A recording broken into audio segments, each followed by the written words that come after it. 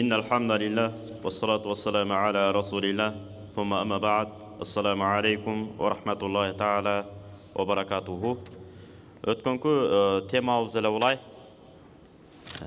өтмөкчүбүз. Алла Таала Кур'ан-ы Каримде бай менен кедейчиликти салыштыруу боюнча бир нече аяттар бар. Ошолордун ичинен аяттарды айтканбыз, хадистерде айтып атканбыз. Эми Кудай берсе кийинки хадисти дагы уланталы. Пайгамбар Мухаммад алейхиссалам имам Бухари, имам Муслим риwayat кылган хадисте мындай дейт. أن النبي صلى الله عليه وسلم قال اليد العليا خير من اليد السفلى. Төмөн жактагы колго караганда төмөн жактагы ылдыйкы колдон үстүнкү кол жакшыраак. Жана өзүңө караштуу адамдардан баштагын. Ва хайру садакати ма кана ан захри гинан. Садаканын эң жакшысы байлар берген садака жакшы болот деп. Анан өзү кыйналып атса, анан кайра айтыла берсе, байкуш өзү жеп аткан нерсесин да бериш мүмкүн экен да, эгерде байлар бербесе кайрымдуулугун. Ошон үчүн мүмкүнчүлүктү Кудай Таалам кимге берди? Байлык жагынан, каражат жагынан. Ошол адам бериш керек болот. Кимде ким ушуну жеңилдете турган болсо, ушу көйгөйлүк, бирок каражат жагы кыйынчылык болуп, Алла Таала анын да ишин эмне кылып коет? Жеңилдетип коет. Кимде ким бирөөнү канааттандырып жашоосуна бир шарт түзүп бере турган болсо, Кудай Таалам келечекте сизге дагы эмне кылып берет? Шарт түзүп берет дейт. Мына ошондуктан келечекте балдарыбыздан хаалымдар, карлар, Кудайдан корккон, таква адамдар чыксын деген максатта жакшылыгыбызды жасай берет экенбиз. Анткени Ибрахим алейхиссаламда эмне кылган? Көзүмдүн карегинде болгон бир таква, жанагы артта келаткан муундарды алдыга жетелей ала турган бир имам боло турган. Имам дегенде кандай? Бизге окшогон эмес.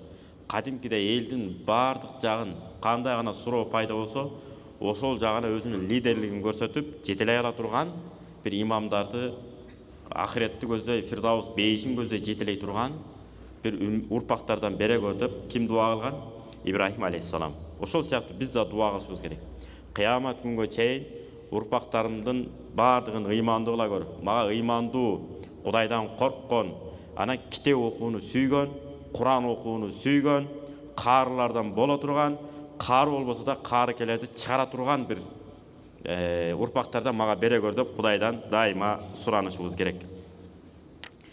Мисалы, Пайгамбар Мухаммад алейхиссаламдын хадисте келип атпайбы? Мисалы, кимде ким ушуга өрнөк катары Куранды калыс Кудай үчүн жаттаган болсо, сөзсүз түрдө атасынын башына, апасынын башына эмне кийгизилет? Тажы. Сен каары балаң бар болгон үчүн деп. Болгону Кудай үчүн болуш керек ошол каарылык. Анан Куранды жаттаган адам Кудай берсе калган илимди дагы жаттап кеткенге бат жөндөмдүү жеңил болот. Дейл Карнеги айткандай. Психолог болгон го. Мусулмандардын 300 барактан турган китеби бар. Ошолорду жаттаган адамдары болот арасында.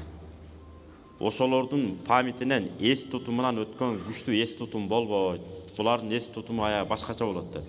Эми каарлар анан мусулманчылыкта Кур'ан деп айткан эмес, мусулмандардын 300 барактан турган китеби ал белгилүү Кур'ан.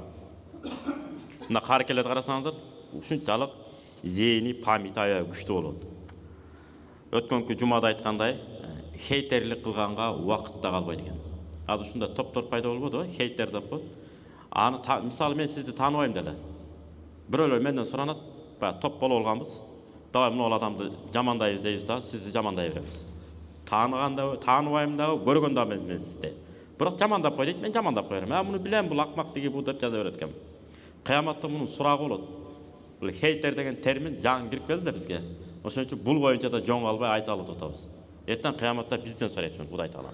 Эмне үчүн артта келаткан муундарга, эл арасында жүргөн хейтерлик кылып аткандарга эскертүү берген жоксуңар, эстеткен жоксуңар деп. Анткени Алла Таала Кур'анда айтат: Бисмиллахир-рахманир-рахим. Сумма латусалунна яумаидин анин наим. Kıyamet günü men bergen nimetler jönündө sözsüz suralasaňar dep. Ajanандай heyterlik kılıp, gıybat kılıp alıp buyakta tursun. Kudayдын берген жакшылыгына да жооп берет экенбиз. Ушул мен берген жакшылыктарды кайсы жолго иштеттиң? Туура иштеттиңби? Туура иштеткен жоксуңбу? Мисалы менин кесибим араб тил грамматикасы боюнча сабак берем. Фик боюнча, хадис боюнча, акыйда боюнча сабак беребиз, мисалы биз алыбыздын жетишинче. Ошону мен кокус бир жөндөмдүү, таланттуу балдар келип сабак алам десе, мүмкүнчүлүгүм болуп туруп, мен бербей койсом, үйрөтпөй койсом, кыяматта суралам ушул боюнча. Эмне үчүн анда сен үйрөткөн жоксуң деп. Себеби дегенде биз Кудай үчүн илимди алдык да, эми Кудай үчүн бир жеринде жашырбай, кайра артта муундарга беришибиз керек. Көрбөйсүзбү? Болбосо Кудайдын берген нематы бул. Ал эми жанагындай хейтерлик, ушакчылык жана башка бузукулук боюнча ал турган нерсе, сөзсүз түрдө суралат экен мисал боюнча. Ошон үчүн билген туугандар болсо, кимди билип калсак айтышыбыз керек, алдан кылбан, кой болбойт. Эртең сен бала чакаңдын сүйкүмдүү, калыс сүйлөгөн, так сүйлөгөн, ак иш кылган бир сүйкүмдүү аталардан болушуң керек деген кеп кеңешибизди беришибиз керек. Муну түбү жакшылык калып келбейт. Анан дагы пайгамбар Мухаммад алейхиссаламдын хадиси бар. Бул хадисти имам Тирмизи риваят кылат. Yadkhulul fuqara'u al-jannata qabla al-aghniya bi 500 amin. Kıyamet günü beyişke kedeyler baylarga karaganda 500 yıl erterek giret deptir beyişke. 500 yıl erterek giret. Baylar esep kısabın berip tölömdörüm teyakbayan, kayaka tölögön, kayaka bergen, ne kılıp tapkan, alardı surak sapıtın berip bütküçö. Kedeyler assalamu aleykum, biz sizlerdi beyişte kütüp duralı dep. Akırın, sekin girip alıp ketip kaladı eken da. Biz beyağını gözüz çıkan boydan kalıp kaladı eken, başka oladı eken biz. Ben avalım ne oladı emi dep. Abi bu jaktan esep kısabın berip, çıkkança kedeyler ne kaladı eken, birinci 500 yıl murun beyişe çıkıp ketedi. Ana biz daha suro payda oladı, andan ne anda barız kedeyge aylanı olalı dep. Hazır anda jiyinti gelet hazır, eteye gelet at. Öte öz anı da. İbn Abbas radiyallahu anhu mınday deydi. Mel'unun men akrama bil gina ve ahana bil fakri. İbn Abbas radiyallahu anhu aytadi, kimde kim bir adamga sый урмат көрсөтсө, al adam bay bolgondугу үчүн. Bir adamды жеңил санап жемелесе, ал кедей болгондугу үчүн. Ошентип мамиле жасаган адамга Кудайдын каргышы болсун деп турду. Ошон үчүн кимдир бирөө кедей болгону менен анын жан дүйнөсү бай болушу мүмкүн. Илими бай болушу мүмкүн. Адеп акылагы тимеле укмуш бийик болушу мүмкүн. Ошон үчүн эң биринчи илим алабыз, илимпоз болобузбу, өнөрпөз болобузбу, спорт чебери болобузбу, ким болбойлу. Бирок адебиз менен кошо болбосок, баардыгы ойрон болот экен. Аябай күчтүү спортсменсиз, олимпийский чемпионсуз күрөш боюнча мисалы. Бирок адебиңиз калжаңбай болсо, оозуңузга келгенде оттоп сүйлөй бере турган болсок, мисалы. Анда ошо олимпийский чемпион деген статусумду жана эмне кылат экен? Адепсиздигим бузат экен. Же болбосо ушунчалык илимим ушунчалык терең, 7 тилди эркин сүйлөйм, мисалы. Ушунчалык ар кандай илимдер жөнүндө сурасаңыз, барын тимеле майдалап жиликтеп жооп берем. Бирок адебим нөл болсо, адебим тимеле ат көтөргүс болсо, начар болсо, демек ошол алган илимимдин баарын адепсиздигим эмне кылат экен? Талкалайт экен. Же болбосо курулуш боюнча укмуш чебер устасыз. Сваркасы болобу, паровою болобу, свети болобу, курулуш иштери болобу, бардык нерсеге мээңиз укмуш иштейт. Кааласаңыз 16 кылымдын проектисин кааласаңыз, келечектеги 22 кылымдын проекттер ушундай болушу мүмкүн деп, ошого жараша чийип бергенге дагы талантыңыз дагы, аң сезимиңиз дагы, билимиңиз дагы, жөндөмүңүз да жетет. Бирок адебиңиз нөл болсо, таптакыр калжаңбай. Жанагы өнөрүңүздү, өнөрпоздугуңузду эмне кылат экен? Адепсиздигиңиз бузуп коет экен. Ошон үчүн дайыма адептүү. Мисалы ушунчалык балаңызды жакшы көрүп чоңойттуңуз. Айталы 5 бала. Ошон 5-өөнү тең эле бирдей карап чоңойттуңуз да. Бир балаңыз аябай чыгаан чыкты. Бирок адеби аябай начар болуп калды эмнегедир. жана балаңызды эмне кыласыз? Бала үчүн гана мейли балам деп коесуз. Бирок адепсиздиги, кайра жасай берген адепсиздиги сиздин бир туугандарыңызды сыйлабайт, кайын журтуңуз болобу, өзүңүздүн бир туугандарыңыз болобу, айылдаштарыңыз болобу, аксакал, көксакал карабайт. Баарына тегиз бирдей эле мамиле кылып коет. Анан баягы бетке чабар болуп алган. Өткөндө бир айтып атпайбы, атты баштуу бир киши бар экен. Атты чаппаңыз, чаппай жөн миниңиз десем, мейли деп алган, анан кичине чабы бирди эле. Мен сизге чаппаңыз деп айтпадым беле деп бетине айтып салдым. Кандай дейсиз молдо тура эле да, туурабы? Ачык айтыш керек да. Артынан ушактагандан көрөк дейт. Анан айттык, атты эмне үчүн минет? Сис деп алып жүрүш үчүн минесиңби, же бастырыш үчүн, чуркатыш үчүн минесиңби? Кандай балекет ат болсо деле, адамдын кадырынан өйдө эмес да, ат да. Ат деген ат. Жылкы деген жылкы, минилет. Гези келгенде муктаждык пайдасы союлуп желет. Анда башында эле бербей эле коюш керек болчу атын. Ошон үчүн адамдын көңүлү дайым өйдө турат. Андай адамдардын аттарында минбей эле коюш керек болсо. Этиятташ керек да. Чын минбей деле коюш керек, жанагы сөзүн укпай деле коюш керек. Чаппаңыз десе, жок, чаппайм да, минбейм деле, рахмат деп коюш керек. Болду. Ушунчалык жакшы көргөндөр бар экен атты. Анчалык болбойт. Эртең ал ата-энесинде кечип салышы мүмкүн ат үчүн. Кокус бирдек болуп кетсе. Ошон үчүн адамдын урматы бар нерседен өйдө турат. Алла Таала Кур'анда айтып атпайбы? Бисмиллахир-рахманир-рахим. Ва лaqad karramna bani Adam. Biz musulmanдар эле деген жок. Адам алейхиссаламдын урпактарын мен урматтуу кылып жараттым дейт. Мейли мусулман болсун, мейли капыр болсун. Biz минип жүргөн аттан адам аттуунун баласы эмне болот? Деңгели өйдө болот. Адам деген адам да бар. Каяктан билебиз биз капыр, ана бул христиан же бул яхуди деп аткан адам эртең күн ислам динин кабыл алып, биз жасай элек иштерин баарын жасап коюшу мүмкүн. Билбейбиз аны. Анын баласы чыгып туруп, аябай бир атамдын бир мусулман досу бар эле. Мен эмит билдим, үйгө келип кетип, сонун жүргөн тургандары сонун болчу, мага жакчу. Кийин чоңойдум, мен ошону көрүп отуруп, мен ислам динин кабыл алдым деп, баягы христиан болуп жүргөн, соода жагынан мамилелеш болуп жүргөндүн баласы ислам динин кабыл алып, биз жасабаган иштерди жасап коюшу мүмкүн.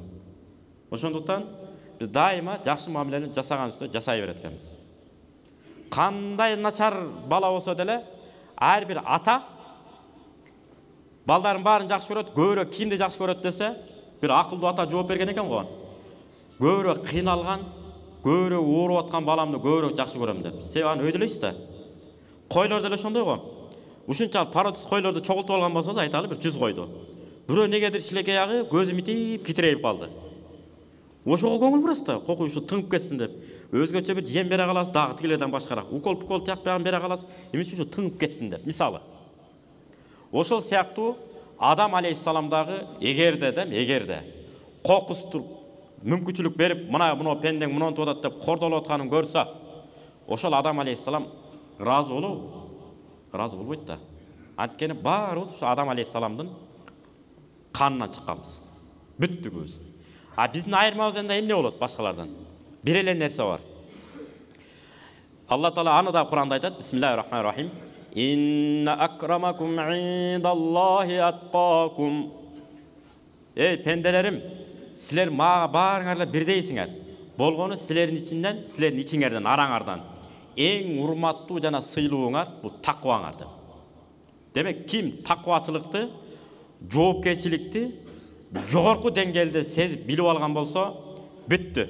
Ошол адам эң сүйкүмдүү жана эң барктуу инсан болуп эсептелет Кудай Тааланын алдында. А ким таква эмес экенин билбейт экенбиз. Бул деген каяктан билебиз десе, белгилери ушул экен. Шарият эмнени буйруса, так кесе колунан келишинче аткарат. Эмнеден шарият тыюп салса, андан тыйылат. Кой болбойт, ал кереги жок деп аткарбайт экен. Мына ошол таквачылыктын туу чокусу. Таквачылык каякта? Сырткы көрүнүштөбү? Жок. Кээ бир эле таква болуп мынантип алат. Тыйыныңызды алганча, же кызыңызга күйөө болгончо, же карындашыңызга жетип алгандан бүттү. Баягы кыял башталат. Мына кече бирөө ыйлактап чалып атат. Алганга чейин жана кызың менен кошо багып алам дейт. Көрсө ал кыздын атасы да жок, энеси да жок болот. Ошондойлорго ээ чыкканды үйрөнүшүбүз керек экен туугандар. Алданып бирөөгө тийип албасын. Кошунасызбы, же айылдасызбы карап коюшуңуз керек экен. Кимге чыгып атат? Жана баланы териштирип коюш керек экен. Бул кызды сен жалгыз дебе. Мен агасындай болуп калгам. Мен тууганбыз бе, баарыбыз бир элбиз го. Мен көзөмөлдөйм мына кызды. Деп кызды өзүнчө чакырып алып аялыңыз аркылуу. Сен барган жериңде кызматыңды кылып, Алланын ыраазы үчүн болгон аялдык милдетиңди так аткар. Бирок эч качан сен өзүңдү кор кылып кармап жүрбөшүң керек. Бактылуу өмүр сүрүшүң керек. Бирок биз жоопкерчилигин убадасын алып коелу. Ошого кандай дейсиң деп убадасын алып коюш керек. Анткени жанагы ушундай болгон, кызың менен кошо алам дейт дагы, бир бала болгондо жана кызыңды жогот деп турсаң алган бала. Мен кызыңды ала албайм. Анан нарактан уруп турган бала айтат: сен баягыда айтып атпадың беле, кызың менен кошо багам, кызың менен кошо карап алам дебедиң беле десе, любой эле эркек алганга чейин айтып кое берет да деп. Ана ушундайлар бар экен. Ошондуктан кыз баланы кимге берип атасыз? Сыртында тимеле мындай дейт, тимеле иншалла Кудай буйруса сонун карап алам деп бүтүп аткан дейт. Алып бир бала болгондон кийин бүттүп таптакыр теңирден тескери кеткен да. Башка жака буралган. Ошон үчүн китеп сүйгөн адам жакшы экен да. Жок дегенде мындай кыргызча китептер болсо деле окусунчу. Илим китеп сүйүп окуган адам баары бир кургазор кенен болот экен. Эч кандай китеп окууну сүйбөгөн адам караңгылыгы караңгы бойдон калып кетет экен. Же адам эки түр экен. Бирөө окуу илим алат, бирөө угуу илим алат экен. Баары бир экөөнүн бирөөсү болот экен, болбой койбойт. Азыр мына аудио деген китептер толуп кетти го азыр. Угуп, тарыхый китептерди угуп, маалымат алып, кичинекей чөнтөкчө китепчеге блокноттоп коет го. Ошого жазып алып, илимибизди өркүндөтүшүбүз керек экен. Антпесек, Куранда Алла Таала айтып атпайбы? Биринчи мен силерди бир уюган кандан жараттым, анттым, миттим деп айткан жок да. Биринчи оку деди. Ана пайгамбарыбыз айтты: "Ма ана биқарин", мен окуй албайм, эмнени окуйм деди. Кайра оку деп тур, анан Жабраил алейхиссалам келип момундан кысканда, эмнени окуйун дегенде анан кийин Алла Таала анан "Иқра бисми раббикаллази халак, халакал инсана мин алак, иқра ва раббукал акрам" деп тур, анан кийин аяттын улантысы кетпедиби? Эки жолу оку деген аят түштү. Оку деп тур. Андан кийин анан илимдин кадыры калем аркылуу болот деп калемдин күчүн айтты.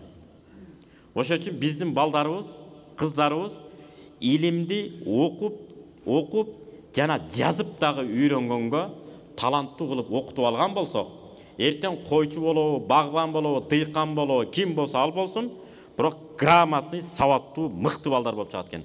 Таква инсан болсун, намазга берилсе да намазы дагы саваттуу бир намазкөй болуп бала болуп чыгат экен балдарыбыз. Кыздарыбыз дагы саваттуу, билимдүү эне болуп чыгат экен. Эмнеге жарашпасын? Биздин кыздарыбыз 2 тил, 3 тил, 4 тилди сайрап турса, тамакты түрлөп, даамды жасап турса, балдарыбыз 3-4 тилди, 5 тилди сайрап турса, таквалыгы ордорду менен болсо, анан болжолдо эле калжаңдап бирдекени сүйлөбөй турган бала болсо, жакшы экен да. Илимдүүлөрдүн тамашасы да сабак болуп кете берет экен. Ошон үчүн Куранда биринчи эмне деди? Оку деди. Андан кийин дарат, намаз, тиги бу андан кийин түштү өзү. Биринчи окугула, жана окугула. Ислам дини негизи саватсыздыкка каршы. Ислам дини саватсыздыкка, караңгылыкка каршы. Эми Абу Дарда радиаллаху анху айтат: 2 дирхамдын сурак сапыты 1 дирхамдыга караганда өтө татаал болот деп. Дирхам деп күмүш акчасын айтат, күмүш акчасын. 2 күмүш акчасы бар адам аны иштетти, башка кылды, кыяматтын бар сурак бере турган болсо, 1 дирхамы бар акча адамга караганда 2 дирхамы бар адам көбүрөөк сурак берип кыйналат деп. Эми башкасын айтпай эле коюңуздар. Азыр улантып кетебиз, да түшүнүктүү болуп калат жыйынтыгы. Ибрахим ибн Адхам деген ойлы киши өткөн, табиин, бул табииндердин доорунда өткөн. Ушул киши бир риwayatта түз эле табиин дейт, бир риwayatта табиин дейт. Сахабалар менен доорлош болгон дейт, кээ бирлер сахабалар менен доорлош болгондор менен доорлош болгон деген сөз бар. Биз жакырчылыкты биринчи орунга койдук. Бирок баары бай болуп жашадык дейт. Адамдар бай болууну жанталашып тиленди, бирок кедей бойдон жашап кетти дейт. Ошон үчүн көк байлык колдо болуш керек, жүрөктө эмне болуш керек? Тогонектик, ток бейилдик болуш керек деген сөз. Адам ток бейил болбосо тойбойт. Дагы дей берет экен бизге. Яхя ибн Муаз рахматуллахи алейхи айтат: Hubbukal fuqara min ahlaqil mursalin. Beçaralарды, кедей адамдарды жакшы көргөнүң бул пайгамбарлардын мүнөзүнөн болуп эсептелет. Аларга күйүмдарлык кылууң, мужаласатыкум алар менен баарлашып олтурганың не салих, таква адамдардын белгилеринен болот. Алар менен маектешпей качканың эки жүздүүлүктүн белгиси дептир. Эми бечара дегенде кандай? Саваттуу бечара болсо, китеп окуган бечара болсо, адептүү бечара болсо, анан таба эмес тобо, дагы айтабыз, таба эмес тобо. Бекерчи, ушакчы, ичейт, ар кимди кейтет, жалаң арманын айткандар болот. Анан ар кимди ушакта отура берет, мисалы. Жатып ичер майтаман деп коет го. Жатып ичер майтаман, кыргыз караңыз, сонун тергеп койгон. Акмактын өзү теңелбесе, сөзү теңелет деп коет. Келген bir тугандардын башы бириге отуруп, эми бир чай чейин десе, дагы чукулап бир нерсени баштайт. Ошондой мүнөз менен мүнөздөлүп калгандан Кудай сактасын, андайдан алыс болуш керек, туура. Бирок кээ бир аракет кылат, мына аракет кылат, ал аракет кылат, бирок болбойт, негедир. Бирок адеп ахлак жагы, бала чака жагынан Кудай Таала ме деп берип койгон. Байлык десе сөзсүз эле акча эмес. Ден соолук да байлыкка кирет, бала чака да кирет. Азирет Умар радиаллаху айтып атпайбы? Өткөндө да айтканбыз. Көп балалуу болгула, кайсынысы аркылуу ырыскы таап жериңерди билбейсиңер дейт. Ошон үчүн арасынан чыкса бирөө чыгат экен, болбосо баары тең эле келин балдарыбыз аркылуу маселебизди чечип бере тургандар чыгат экен. Пайгамбар хадисте айтпадыбы? Кыямат күнгө жакын кыбыласы аялы болгон урпактарым, үммөттөрүм көп болот деген. Ошондой болуп атпайбы? Мисалы, билбейм, араңызда да көп эле болуш керек, бирок мындай эле да чыгып калып атат да. Менин ата-энем келе атат, бир туугандарым, биздин үйгө келет экен деп мындай уверенный мындай жүрөк менен берилип туруп, аялдарыбызга айта алабызбы, айта албайбыз, маселе болот да ошол. Эжеңкине барып турсунчу, же тиги байкеңкине барып турсунчу деп коюшу да мүмкүн экен да. Ошондон Кудай сактасын. Ошон үчүн мындай кесел айта турган эркек болушубуз керек экен. Байбиче, же келинчеңиз алтыным дейсизби, күмүшүм дейсизби, эмне дейсиз? Конок келерде андан да жакшыраак сөз айтасыз да. Ар бир эркек аялдын өзүнүн сөзү бар ортосунда. Ушундайда эркелетип, мисалы, атам менен апам бир туугандарым келе атат биздин үйгө, жакшылап конок кылып тосуп алалы деп айтыш керек экен. Ошондо айта ала турган балдарды өстүрөлөт. Кечке соткан тиктейбиз, ошону таппай калат экенбиз. Сөзүбүздүн жыйынтыгы Ибн Ата рахматуллахи алейх бүттүгүн жыйынтыктап миткен экен. Al-ghaniyyu shakirul qa'imu bihaqqihi afdalu minal faqiri sabiri. Байлыгынын акысын, бул деген сөз зекетин берип, Кудайга шүгүр келтирген бай адам жатып ичер, эч нерсе кылбайт. Атайлап эле жатып ичер майтаман сабыр кылган кедейден жакшыраак дептир да. Бүттү жыйынтык. Анда байлыктын кереги жок экен деп түртө салбаш керек. Кыргыз муну эмне деп ачыктайт? Байдан жугат, жоктон не жугат дейт. Тамак менен да мисал келтирген. Май жесең да жакшы, жебесең да жакшы дейт. Жесең көңүлүңүз тоет. Кусаңыз тоет. Жесеңиз. Жебесеңиз көңүлүңүз тоет экен. Биякта май сай баары бар, чучук-пучук баары бар, эт-бет баары бар деп турат экенсиз. Конок келсе чочуп кетпейт экенсиз. Келиңиздер деп туруп, аш-башыңызды, башкаңызды жасап узатып коет экенсиз. Бай берсе де жакшы, бербесе де жакшы дейт кыргыз. Берген жакшы болор кандай? Бирдекеңизге жарайт. Иштетип аласыз. Сурай каласыз. Берип турчу мына күрөгүңдү же башкаңды деп. Бардан да берет сизге. Же 5 миң сом, 10 миң сом берип турат. Муктаждык болгондо. Бербесе де жакшы деген, сиздин байлыгыңызга көз артпайт экен. Ал өзүнүн иши менен өзү убар экен. Болгону зекетин берип турган байлардан болушубуз керек экен. Амин. Алла Таала эки дүнө жүзүбүздү жарык кылсын. Байлыкты, акыл байлыгын, ден соолук байлыгын, бала чака байлыгын, мамлекетибиздин тынчтык байлыгын жана мамлекетибиздин өнүгүү байлыгын Кудайым бизге кут кылсын. Жана Алла Таала разы болгон пайгамбар Мухаммад алейхиссалам сыймыктанган сүйүктүү, илимдүү, билимдүү өнүккөн өлкөлөрдөн болууну Кудайым баарыбызга насип кылсын. Валхамдулиллахи роббил аламин. Амин. Аллаху акбар. Ассаламу алейкум ва рахматуллахи ва баракатуху.